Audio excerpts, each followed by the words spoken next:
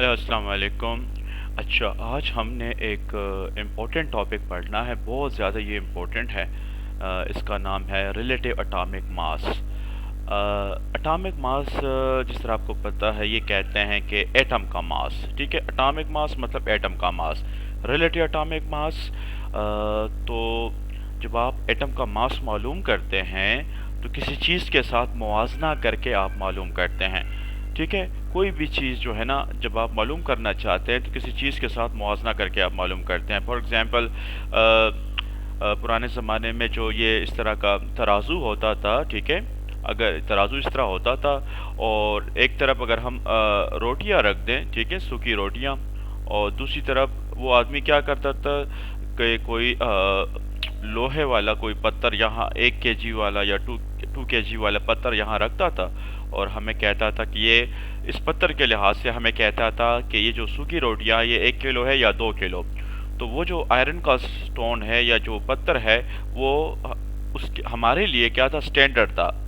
तो हम मान जाते थे कि ये जो रोटियां हैं ये 1 किलो है या 2 किलो है। ठीक है, तो ये हमारा स्टैंडर्ड था। इसी तरह जब आप किसी एटम का भी वज़न मालूम करना चाहते हैं तो आपको कोई और किसी और चीज़ का सहारा लेना पड़ेगा। उसके हिसाब से आप कहेंगे कि ये एटम कितना वज़नी है, इस एटम का वज़न कितना है। ठीक है, तो हम क्या करते हैं, हम जब किसी एटम का वज़न मालूम करते हैं तो हम कार्बन एटम ले लेते हैं। कौन सा कार्बन एटम? वो कार्बन एटम जिसका एटॉमिक मास जिसका मास नंबर 12 है। आपको पता है कार्बन के 3 तरह के एटम होते हैं। ठीक है, हम पढ़ेंगे इसके कार्बन के 3 आइसोटोप्स होते हैं, मतलब 3 तरह के एटम होते हैं। उनमें जो कार्बन 12 है, मतलब जिसमें 6 प्रोटॉन है और 6 न्यूट्रॉन है, ये वाला कार्बन जो है, इसके हिसाब से हम दूसरे एटमों का वज़न मालूम करते हैं। इसके लिए हम एक डिवाइस इस्तेमाल करते हैं जिसको हम कहते हैं मास स्पेक्ट्रोमीटर।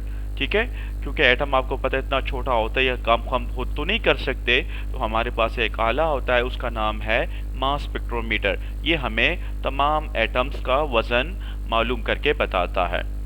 तो एक तरफ हमारा कार्बन का एटम होता है ऐसे स्टैंडर्ड के तौर पर, इसके हिसाब से हम कहते हैं कि बाकी चीज़ों का वज़न क्या है। अच्छा, इसको मज़ीद समझने के लिए कि ये रिलेटिव एटॉमिक मास क्या है, असल में क्या है, तो देखें, अब आपके सामने मैंने सर्कल बनाया हुआ है। इस सर्कल का जो ये एक पोर्शन जो है, टोटल इसके 3 हिस्से हैं। ये जो एक कलर पोर्शन जो है ना, ये 1/3 है होल सर्कल का, तमाम सर्कल का ये 1/3 है।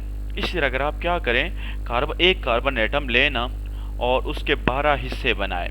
ठीक है, 12 हिस्से बनाए तो बराबर 12 हिस्से बनाए, तो उसका जो एक हिस्सा है, ये एक हिस्सा ये 1/12 के बराबर होगा, ये भी 1/12 के बराबर होगा, ये भी सारा हर एक हिस्सा 1/12 के बराबर होगा। ठीक है, तो ये जो 1/12 है ये हमारा स्टैंडर्ड हो गया है।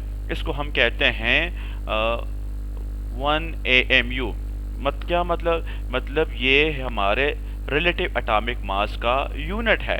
हर चीज़ का यूनिट होता है, टाइम का सेकंड यूनिट है, इसी तरह पैमाने जब आप लेंथ का यूनिट जो है मीटर है, इसी तरह रिलेटिव एटॉमिक मास के भी हमने यूनिट बनाया हुआ है, वो है 1/12, जिसको हम कहते हैं AMU। AMU कहते हैं एटॉमिक मास यूनिट। ठीक है, और ये किसके बराबर होता है? 1 एटॉमिक मास यूनिट बराबर होता है 1/12 ऑफ कार्बन एटम। ओके, अच्छा, और हम जानते हैं कि हम कौन सा कार्बन लेते हैं, वो कार्बन लेते हैं जिसमें 6 प्रोटॉन है और 6 न्यूट्रॉन है।